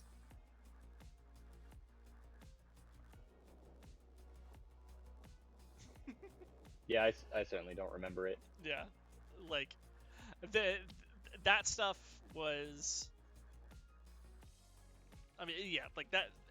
I think the Henry inhibitor stuff is like just straight up a red herring.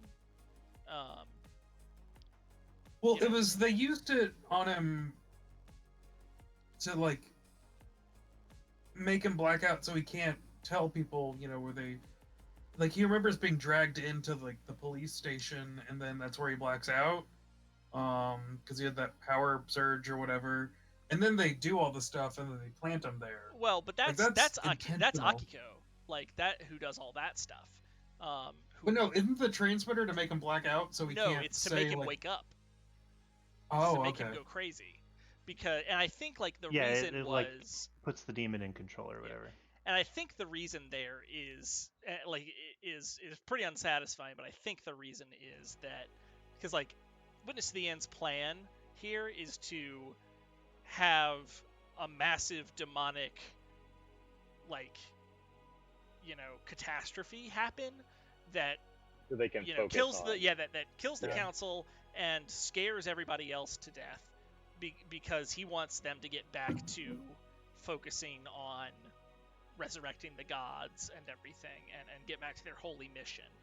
And I think that making Henry go crazy or making the demon take over Henry for realsies at the end of the island alongside this demon killing all the council members was really just to sort of set that mood of like, oh man, we've really gone off track here and are so susceptible to demons at this point. We gotta get back to the holy work. I think that's a pretty flimsy reason to like go through all this weird stuff with Henry. I think like the demon in the box is enough to do that shit. But so wait, are you saying that you don't think it was his intention to kill the entire council? Oh, I think that didn't matter to him. I think in the reformation of the next council. I think he actually says like just a demon breaking out and killing some of them and like causing a panic is good enough. Right. And so I think like maybe this was sort of he had sort of a B plot going on of making a demon that they thought that they had contained in Henry also wake up and go crazy and do some bad shit at the end of this island to really like drive home the point that we've been fucking up and we gotta rethink this.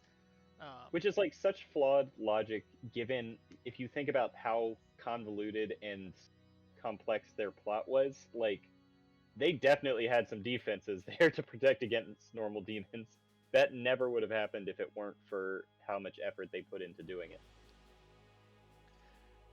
It's true. I think like sort of the meta the sort of meta idea of the demonic invasion stuff is like just supposed to be a stand-in for how flawed everybody in the syndicate is and how their own pursuits of power and their own ends and ambitions like constantly creates an environment in which like all of this is going to fall apart every time. Like there is no perfect island because the people making it are flawed fundamentally. They've just made that manifest with demonology. 1 second. Anything else that people feel? How dope was the fucking god that you meet? Oh, fuck, what is that thing's name? Wait.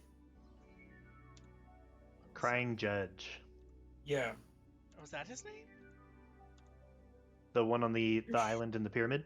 Yeah. Yeah, Crying Judge. Okay. That dude fucking rules. That dude was a lot of fun, and then he just did not have time for your shit afterwards. Yeah, he was like, get the fuck out of here, mortal. I have not got time for your shit.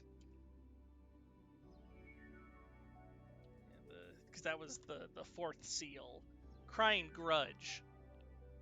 Grudge. Okay, Not Judge. Which is, I think, an even better name. Did I say Judge? I think so. I could have misheard. Oh, I could have misheard you though.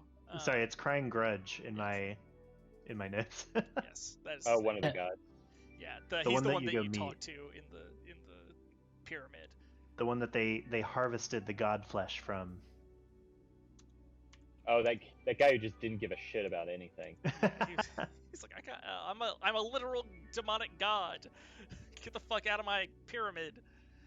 I'm trying to nap here. Fuck off. Yeah, he's great. I liked him. He's my actual favorite character. And how fucked up are all those statues of all the gods? Oh yeah, some of those Tentacles gods and shit. did not look pretty. Oh man, this is good. What do people think about Shinji? How have we not talked about Shinji this entire time? How does Shinji not come up at this whole point? Shinji, only sensible character in the entire thing. Yeah, best character in the game. Okay. One of my favorite things about Shinji, and this is a totally a me thing that Jay might remember parts of this. Bob started playing before I did, and he talked about he made a joke about I'm playing on Switch, so I don't get to see Shinji's big old floppy dick, because he's naked and he's pixelated. Oh yeah. So I just assumed there was a option where you could flip it there, and I was like, man, that's weird. Like, okay, I guess I don't know what button I have to hit, but yeah, my Shinji's pixelated too. There's no big old blue dick. And it was I was a ways into it before that was explained to me. That you can't actually see his dick. You don't actually get to see the blue demon dick. Well, fuck. Yeah. What's the point then? Yeah. One of well, as we all know, you can't sell your game on Steam if it's got penises in it. Yeah. Just about anything else, sure. I've gotten a lot of recommended for you ads about some Futanari diner game that I'm gonna disagree with you there, Daniel. That's true. Steam has relaxed their standards a lot over the past few years, and whatever. Cyberpunk's got dick in it. You can Lots see of it. You can It see just popped out everywhere. Yeah, you can see cock just sort of flop out of a pant leg in Cyberpunk. So. Or through a pant leg. Yeah, it clips right through the through a a car. Or I'm just pretty sure popping we've up got on to your the point tables. that 52% of games on Steam are actually horny anime games. So I mean, yeah, it's just the world we live in now. And it's getting that's increasingly just your hard for me. personalized recommendations now, Jay. It's getting increasingly hard for me to play through all of them as they come out, so I need them to slow down. You've played too many Trails games to not get those recommendations. The Trails games are not that horny. They progressively get hornier, so I'm scared of 4. Until they occasionally get horny, and it's like, wait a minute. 1 is not horny. 2 is okay, guys. Watch yourself. 3, you go, uh-oh, this isn't a good Trails trend. in the Sky, mostly unhorny. I just have Steam needs to do a thing where it'll tell you why what certain games you played or looked at that it tells you why it recommended something to you.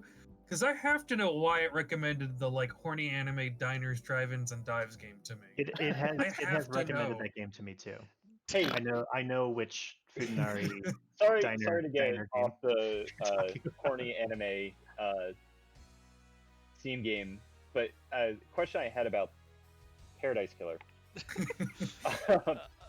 The horniest anime game. Did playing this game for anyone? One of the things I like about playing games, this pretty much for any of my hobbies, is sometimes I'll read a new book and it will completely turn me on to a whole genre of books that I just didn't know I was interested in. Mm-hmm. Like Game of Thrones did that. That got me into low fantasy plot fiction And I just continued reading that for like years after that because of that one series. Did this game do that for anyone with like the kind of adventure investigation kind of games? I wouldn't say it like put me on to them more because I'd already liked the Phoenix Wright games and things like that. Yeah, this is honestly honestly make like. me start looking Go ahead. for like more like kind of the indie or like the lesser known ones rather than like the ones that come to mind are like Phoenix Wright or like Professor Layton, but that's not entirely the same thing. Yeah, I guess not to shoehorn the question, but or I get more broad question is like, did this change something about the kind of games that did this one game influence you in like a specific way? I think for me, in so much that I've thought about playing the Danganronpa games, but I haven't gotten around to it. That's about it. Yeah, I think like I think of the people here, I'm probably the person who is like, I was already into these kinds of games. Like I have played all the Danganronpa games.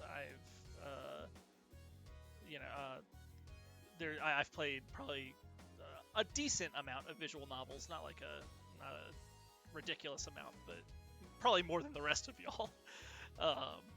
And so I like, this is just like, yeah, no, this is a good one. I liked this one, and it has not exactly changed my perspective on this stuff being good. I did like, I did think that it was interesting how aesthetically different people could make this stuff. But like, this one's already just a confluence of all of my interests. It's vaporwave nonsense and weird anime shit and visual novel like investigation games. So like, I was predisposed to like this shit. People should go play the Curse of the Obra Dinn if you haven't played that. Oh, that's a good That game. is actually what this game made me think of as like the next one. I think like, everybody I here wasn't has super played that. interested in these. I think everybody else own has it, but I already haven't played it yet. Oh, you should play it. It's good. Oh yeah, get on that. Yeah, I forced Rebecca to play a little bit of it, and then she was like, okay, well, I guess this is what I'm doing now. Jack's very good at, in the before times when I was able to go over to, leave our home, when we would go and hang out, he would just like hand me a new puzzle game and basically be like, here's the thing that should obsess you for the next X amount of time of your life. But it was always once, so because he like handed me The Witness on his iPad and had me start Obra Dinn, and then I would play it for an hour and a half at his house and be like, well shit, now I have to go home and do all this work again because I'm not finish the game. But yeah. But yeah, if you haven't played, for those of you who haven't played Obra Dinn, you should do that. I do. Bobby has been telling me to play it forever too. I need to get around to that. It's good. It's real good. Though it's not going to be our next Game Club game because that's going to be Kentucky. We gotta talk about it. Well, yeah. Is the Kentucky Route Zero? I threw that out there, but it doesn't have to be. I just started, like, I bought a whole bunch of games like for like end of the year sales and whatever. So I'm like maybe an hour into it. So I'm super down to do book club for Kentucky Route Zero. Me too. Yeah, we can. I think we should.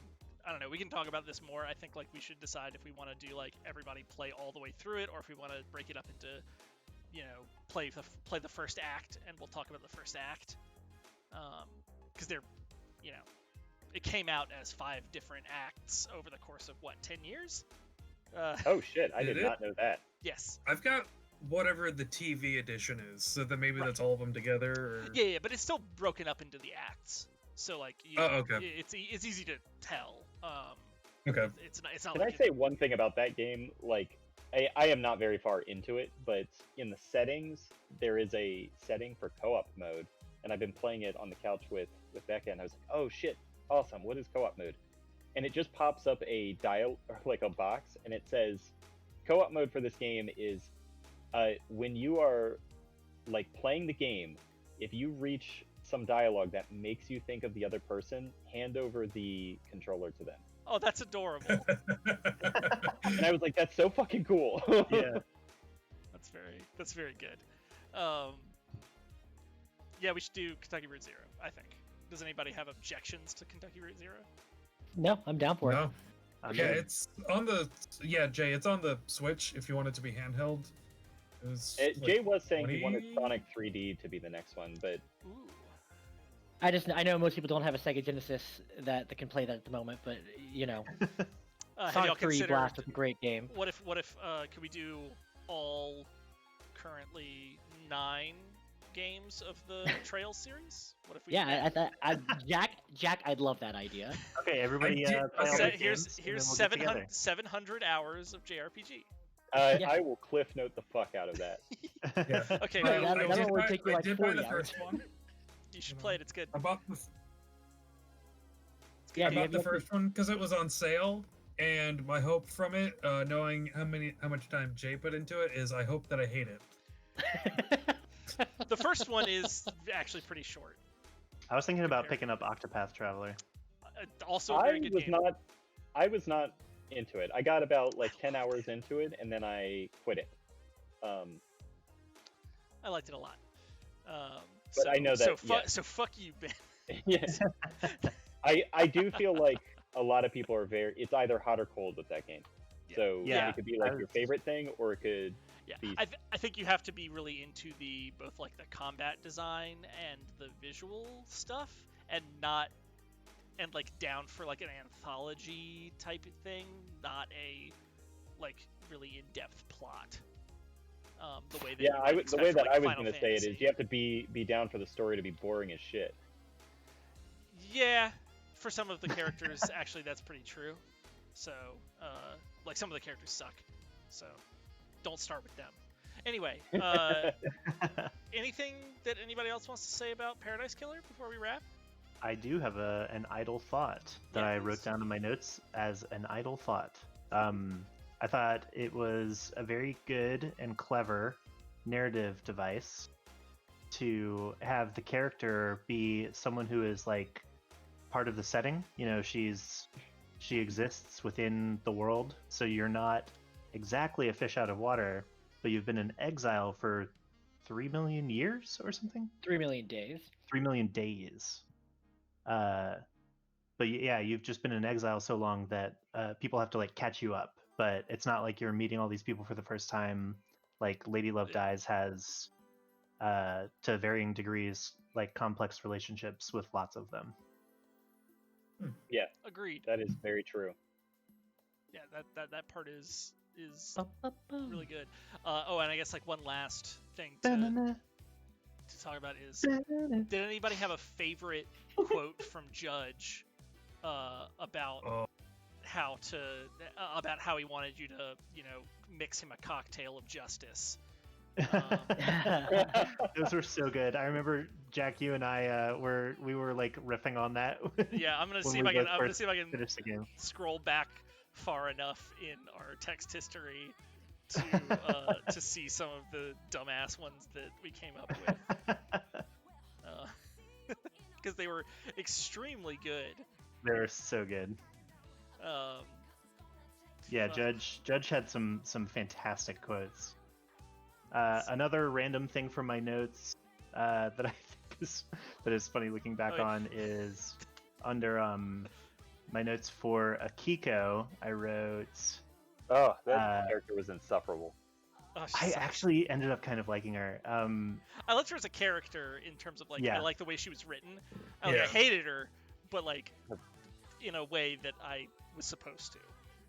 Like for all the terrible thing, like for all the bad things she did, she was like one of the few that had like not a terrible reason to do it. Yeah. I actually just hated her voice actor. It was mostly her screaming at me that I hated, I think. Oh, yeah. So, Daniel, what was the thing that you wrote down? Yeah, sorry. Sorry, I just found it. It said, she's lying about when Henry escaped. Lie is bizarrely specific and provably false. It's just so funny how, like, at the beginning of the game, like, the scenario that you're given, like, the reason that you're investigating is that these people they put so little effort into doing a believable crime that you gotta investigate. It's good. Okay, I found some of the ones. So, take us for a holiday to the land of truth. Let us sip cocktails of facts on the beach of justice. which that's a good one.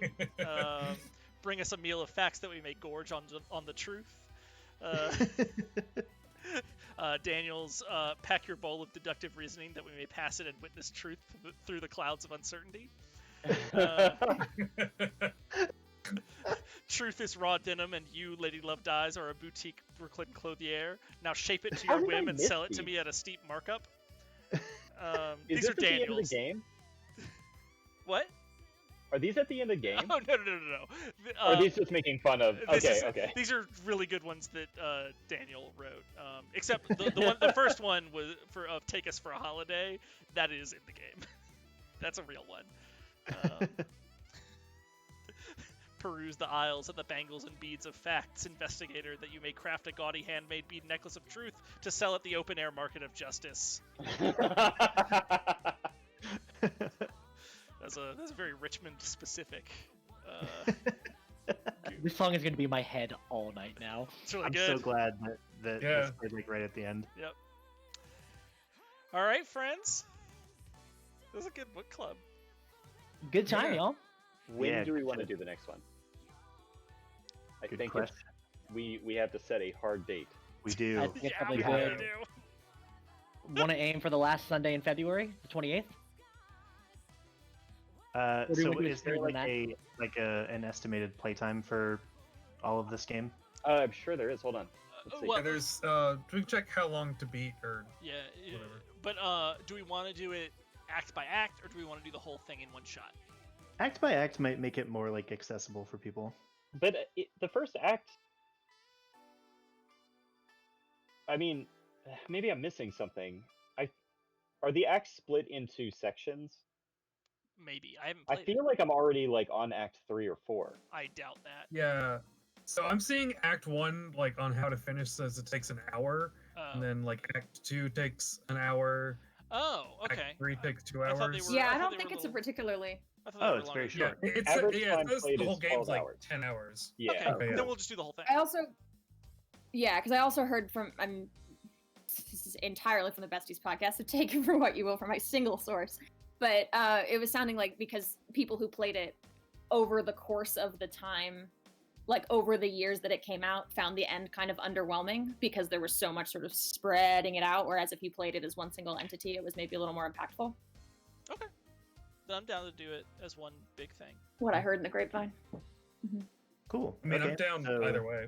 Next book club, like end of February, beginning of March. Let's choose a day. Let's not. Yeah, that'd be let's- February 28th is like the last day of February, And the that's a last Sunday. Sunday. Oh, that's Sunday. Yeah. Pretty Sundays promising. are good for me. Yeah. Let's do February 28th. You have a 10-hour game to play in the next 6 weeks. In the next 30 some days. Sounds Which good to me. honestly, if you don't I mean- finish it, is also a valid thing to bring to book club, Yeah, in my opinion. totally. Yeah. Sounds I don't know good. what with our packed social calendars, you know. Yeah, I don't have a lot of time. busy these all the days, time. So Yeah, I don't know what you East Coasters are up to with your restaurants and your being able to like go in public a little bit, but it's true. not Well, so to do that, we'd have to actually do those things. You Also- can do Yeah. them. Yeah. You But should. we Yes, choose but not we to. don't. Y'all should not get COVID. That's my advice Yeah. to That- you. that's kind of my plan. We're not gonna get COVID because I'm not going anywhere. I'm not leaving my house. Word. Hey Jack, since you're not leaving your house and you were talking how much you like vaporwave or synthwave, I don't know if I've talked to you about this because I've Oh. talked about it with everybody else. If you're about to talk about the um, Super Mario Brothers fucking vaporwave cut, then I have seen it. I am, but no, they're doing because you know they don't like schedule anything. They announce it like in the afternoon. They're doing a show tonight. Ooh. And I imagine I don't know like if they're gonna do it or not, but their latest movie is a vaporwave recut of Crouching Tiger, Hidden Dragon. Oh shit. And I'm hoping that's what they play tonight, Oh, and that's in like shit. 45 minutes. And I put the link in the chat. Hell yeah. Okay. That sounds pretty good. Also, I'm not sure, but I think their next movie might be Clueless, Jay. Hell They yeah. posted a couple Clueless clips. I would watch the Clueless one. All right. That I would sounds probably like a skip good Crouching Tiger, Hidden Dragon. I love that movie for some reason. I love it too, which is why I would like to rewatch the movie rather than watch the intentionally fucked up version. Ooh. I've seen that movie a lot of times, so I wouldn't mind just getting into that fucked up shit. But all right, well, that's a good note I think to end this. Yeah. All right. Yeah. All right. Well, talk to y'all later. Good to hang out. There you go. Yeah. See ya. Great book club, everyone.